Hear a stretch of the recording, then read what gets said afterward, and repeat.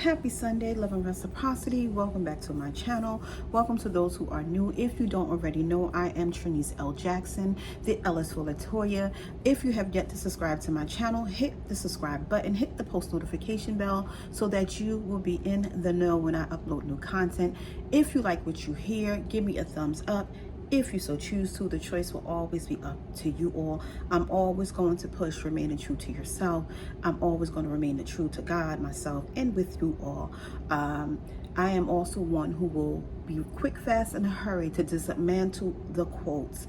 I tell you all to remain true to yourself because 9 times out of 10, that's the only way others will remain true to you. But that's why I say 9 times out of 10, but there will be some that will remain true to you, even when you are not true to yourselves.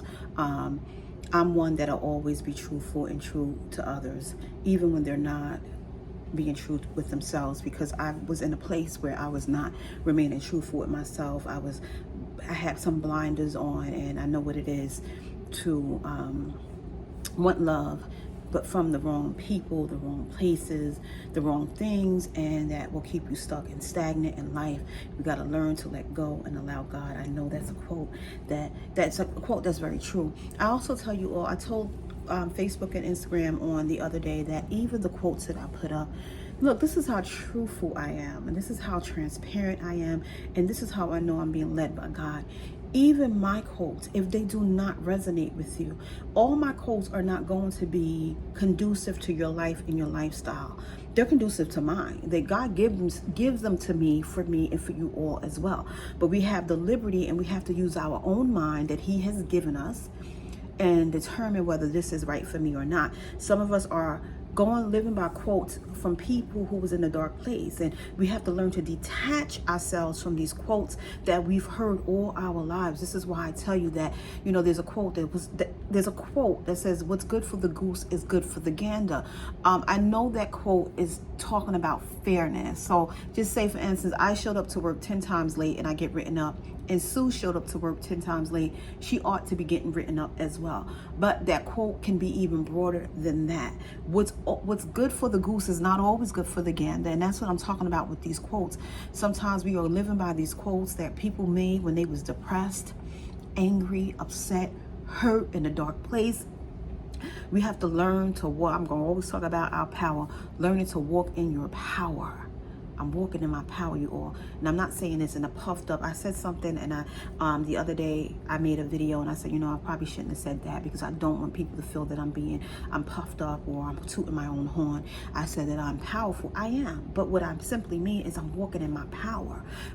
God has given us all a level of power. Now, whether we are operating in that power is another thing. If you're not operating in power, people are going to look at you as what? Powerless. I'm walking in my power. I'm walking in love, self-confidence, and that's what my goal is, to get you all to do the same, so that you can see the light, the real light, the light that comes from God, the light that's within you, that God has given you to shine upon other people who are in darkness. That's my goal here. So last time I was before you all, I talked a little bit about, I was supposed to talk about adulthood trauma, but I really dealt more so with the healing aspects. I talked about how to let go and allow God. That's a quote, but that's a quote that is very true. To allow, some of us are holding on to that childhood trauma, that hurt, that pain. We're not ready to let it go. We feel like it's ours, and when we're ready to let it go, we're gonna let it go.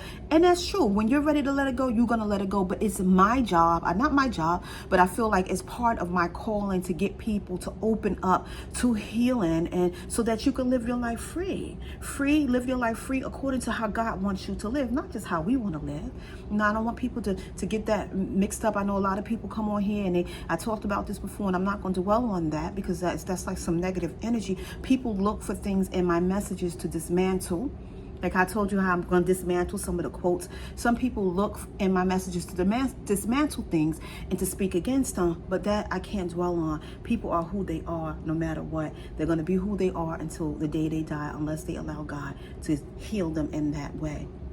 So today I want to talk a little bit about codependency. And I know I talked a little bit about codependency in my last relationship, but there are different aspects of codependency. There's different components, I should say, in codependency. It's not just the giving and taking. Remember I said that I was in a relationship where all they did was take, take, take. Now, understand this, not every single relationship was codependent. Some people are just users. I'm just leeches. I'm just saying, don't be offended by it. Sometimes you got to accept who you are. And sometimes we got to be, you accept who you are, and then you be willing to allow God to change you. So I'm not saying that to offend anybody. My goal here is not to offend anybody. My goal here is to get people to heal and open up to the ailments that they are going through, the ailments that they are sticking by, because that's all they know. All of their days, all of their lives, all they know is darkness. All they know is being in a dark place and being angry and unhappy and dealing with pain. Some people are just used to that. You know, habits are hard to break, but I'm here to help you get through some of these things, these dark places in your lives. But you have to be open as well. You have to want to heal. You have to want better for your life. Now, I told you all before that I don't like to talk about things that I have not personally been through.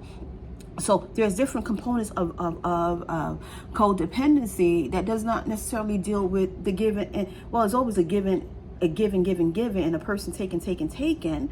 That's the mutuality I'm talking about. I'm not talking about it's reciprocity, it's reciprocal. I simply meant when I said there's mutuality, there's somebody giving and somebody taking. Is like this, you know, somebody giving, somebody taking. Eventually, you know, it's going to be like this. I talked about that in my video on love and reciprocity. And I talked about how reciprocity brings about balance. Reciprocity is when you are able to, okay, so if I was to give and you give back, there's some mutuality in the giving, we're even killed. We're both given. It's give and take. But some people just give, and people take, and never give anything back. I talked a lot about that because that's what I was in. I told you I was a magnet for people who had some sort of trauma.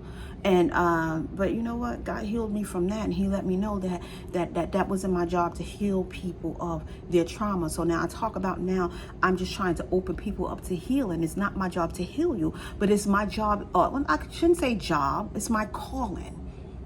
Because when you have a job, sometimes you get tired of working.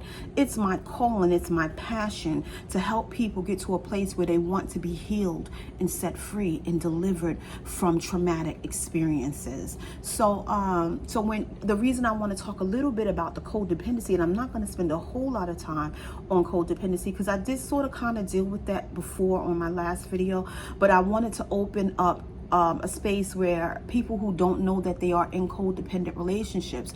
And some may say, well, how do you not know? So I didn't know. I honestly didn't know that I was in a codependent relationship.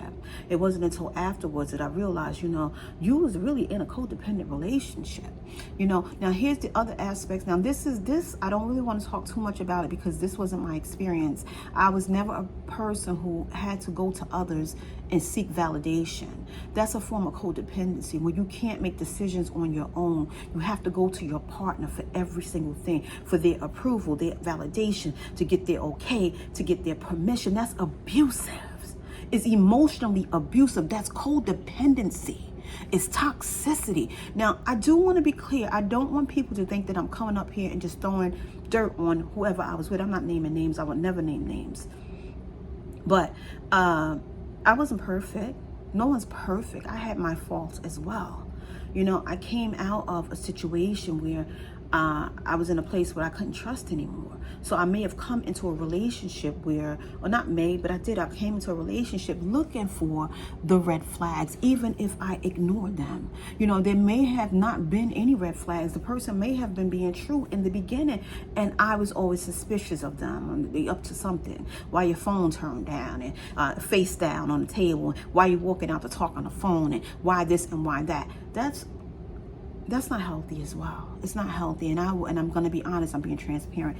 That was my experience because of the things that I had gone through in prior relationships.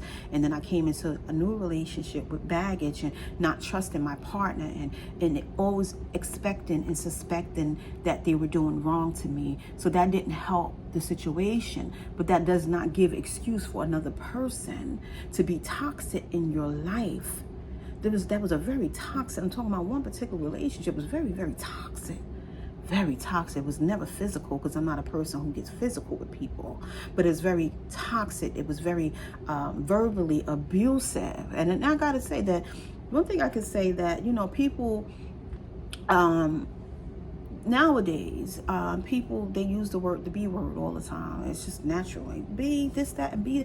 I was never a person that allowed people to call me out my name. I remember in high school, this one particular girl, we were pretty cool. We had, you know, we weren't friends, but we were cool. We were cordial with one another. We had gym together, and it's funny because I don't remember having any classes with her after that, but I remember we were getting changed in the locker room for gym, and she called me a B. Like, just not in a bad, well, B is not a good word, but she called me a B just so casually, because she was so used to that language. And I said to her, I said, who are you calling a B? And she was like, girl, you know, I don't play those games. And ever since that day, we had never spoken again. Her and my cousin, she and my cousin are very good friends to this day. But she and we never really spoke again. Like, if I was to see her, I would say hello. I'm an adult now. But my point of saying that my relationship wasn't verbally abusive, and they called me out my name. I think they just knew not to ever do that to me, because just who I am, I would never allow that. But there were certain things that I allow. I never went to a person for validation. I didn't need for you to validate me. But sometimes we have to realize what codependency is. Sometimes, you know, people do things for you just so they can rule over you. Some of us think that we're in a relationship with a man that's doing so much for us financially, taking care of the bills, taking us out.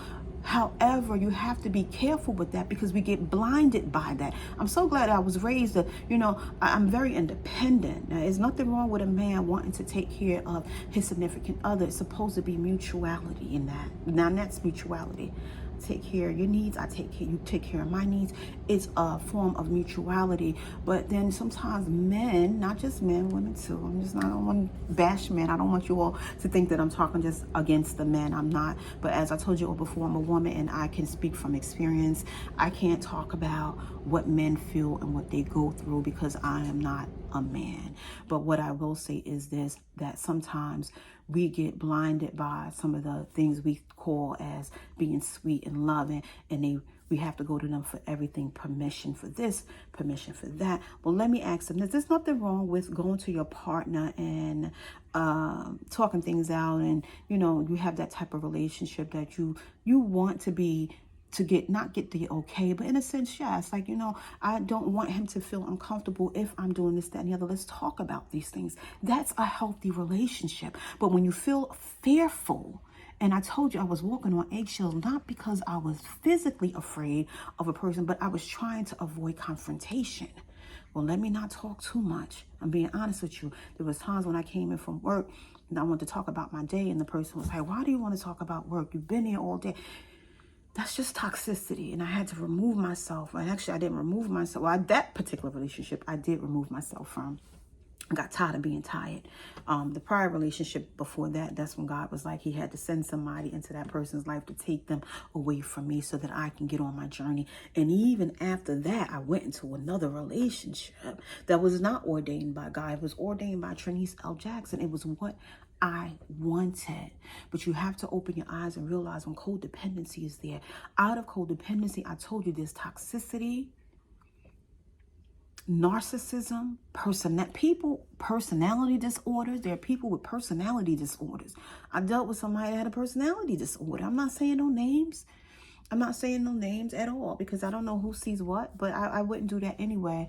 I wouldn't name names, because then that can lead to other situations. But anyway, what I wanted to talk a little bit too also about was, I told people on Facebook and Instagram that I wanted to talk a little bit about, well, I'm going to say this, and I told the story very brief story about when I was at the mall one day with my mother, and she asked the young lady, is that shoe store still here? That shoemaker still here? And the young lady was like, I don't know. I think she had just moved to Jersey City, not even quite a year, maybe a year. And it brought me back to a story when I was a child, when on Saturdays, I particularly remember it being on a Saturday, I would go to my best friend's house. She lived along West Side Avenue. So did I, but she lived on the other end of West Side. And I would walk and I would take my mother's shoes to the shoemaker. It was usually because it needed a lift. And I would, the heel was worn down. And when your heel is worn down, you're either going to get the shoemaker to put a lift on it, or you're going to throw them out. So I would take them to the shoemaker and give them to the shoemaker. And then because I went to school along West Side Avenue, one day after school, or maybe on a Wednesday, or whatever, how many days it took for the shoemaker to fix the hill, I would go and I would give that ticket to the shoemaker, and he would give me back the shoes with the heel, the lift on it. Now I talked a little bit about, so I wanted to talk a little bit about new shoes versus old shoes. Some of us are in a place in our life. Now, you know I'm the queen of analogy, so I'm not really physically talking about a pair of shoes.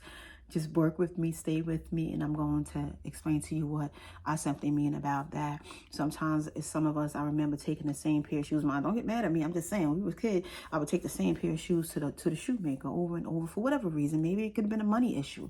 I don't know. It could have been, maybe it was her favorite pair of shoes. And a lot of times, this is why I talk about, we get so used to a certain way of life that we are afraid to detach from what we know. So these these shoes that I've had all my life for maybe 5-6 years, I'm so attached to them. They look good. They feel comfortable. I know what they are. I'm familiar with them. I don't want to throw these shoes out. I'm just going to keep taking them back to the shoemaker and letting him repair them and repair them and repair them. When in reality, you need to get rid of them and allow God to give you some new shoes. Some people have gifted us shoes that we are still walking in all of our lives. This is what when I was talking about the narrative. You have to shift your perspective so that you can change the narrative of your life. Once you shift your perspective, you'll get rid of the old shoes and get some new shoes. God is a way maker. He'll make a way for you. Some of us keep taking them shoes back to the shoemaker because it's what we know. We like them. Those are my favorite shoes. I'm comfortable. I know these shoes. They look good with this outfit and that outfit. I can wear them. I can dress them up. I can dress them down. And sometimes people have gifted us shoes. Those shoes is their narrative for our lives. This is part of codependency as well. When you seek validation from other people, when you walk in the shoes of others, we are allowing them to make decisions for our lives. So sometimes we got to get rid of the old shoes and allow God to present us some new shoes. When you shift your perspective, and as I told you all before, you don't have to do anything you don't want to do. But when you open up to a new revelation, a new perspective, you see things differently. And your narrative for your life will change. Why? Because you allow God to change the narrative for your life. And you no longer are walking in the old shoes that somebody else gifted you. You have to learn to walk in your own power. You have to learn to walk in confidence. You have to learn to walk in self-love. Now, I know some of you all say, she always saying the same thing because it's a driving point for me. I'm going to say it until I start seeing the change in others. And I see it. I see the change in others. I see the way that people are starting to view themselves as being loving and confident. You have to be loving and confident. As long as you walk in the shoes that someone else presented to you, you are living according to how they want you to live. Know who God made you to be. He gave us the spirit he did not give us the spirit of fear, but of love, power, and a sound mind. So that means you are love, right? He gave us the spirit of love. He gave us the spirit of power. That means you are powerful. You just got to learn to operate in your power. We all have a measure of power, but if we are not walking in our power, people are going to view us as powerless. And this is why they will continue to gift us things, because we are under their control. Detach from people who want to control you. That codependent relationship. There's nothing healthy that comes out of codependency. You're walking on eggshells, scared to talk, scared to open up, scared to render up your opinion. You're always worried about what they're going to think, what they're going to say, how they're going to feel. I want to keep the peace. There's nothing wrong with wanting to keep the peace, but some people are not peaceful. So no matter how much you try to keep the peace, it's not going to be peaceful. I detach from any and everything that's not serving my highest good. Any and everything, every place, everything.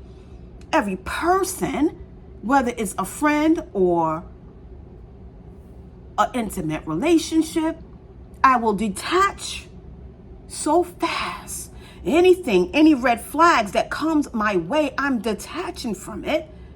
Because why? Because I have a life to live for God. Life is not promised to anyone. God forbid, tomorrow you can wake up and find out I'm gone.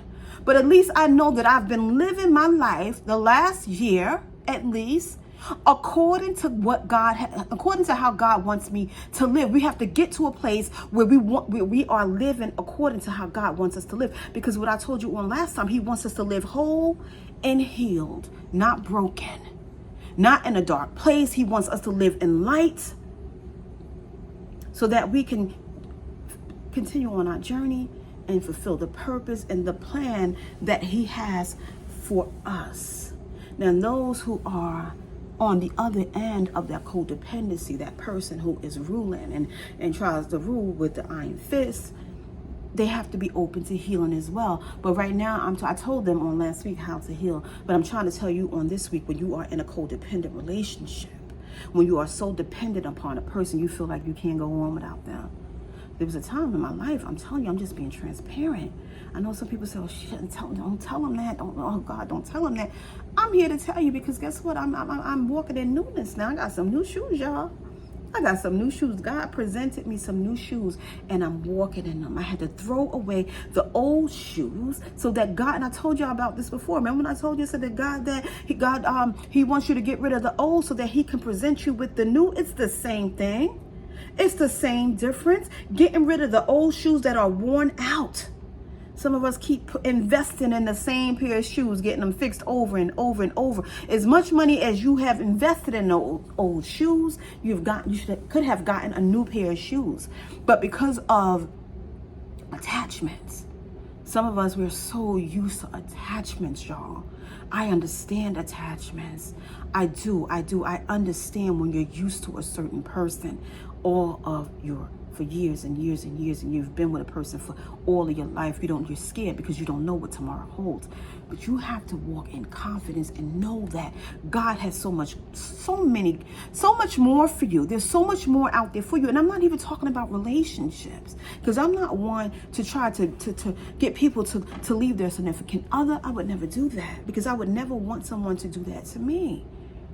But what I'm trying to get you to do is to be open to some new shoes, some new healing, a new way of life, a new way of knowing things, seeing things, a new perspective. When you have a new perspective, things change for you. You open up a world of understanding and knowing what God really and truly wants for your life. So that is my message on today. I did good. I did 22 minutes. I said that I was not going to be so long. I was trying not to go beyond 20 minutes on last week, but I just said, you know what? I told people on Facebook and Instagram that no matter what, when a person wants to hear you out, they're going to hear you out no matter. Even if you have to break up the message in 5 minutes here and 10 minutes here, and maybe the next day I'll go back and, you can save the video and go back and listen to another 4 minutes. When a person wants to hear and receive, they are going to receive. When they don't want to, they won't. But so what I'm doing is I'm learning to not cut my messages short based on the analytics.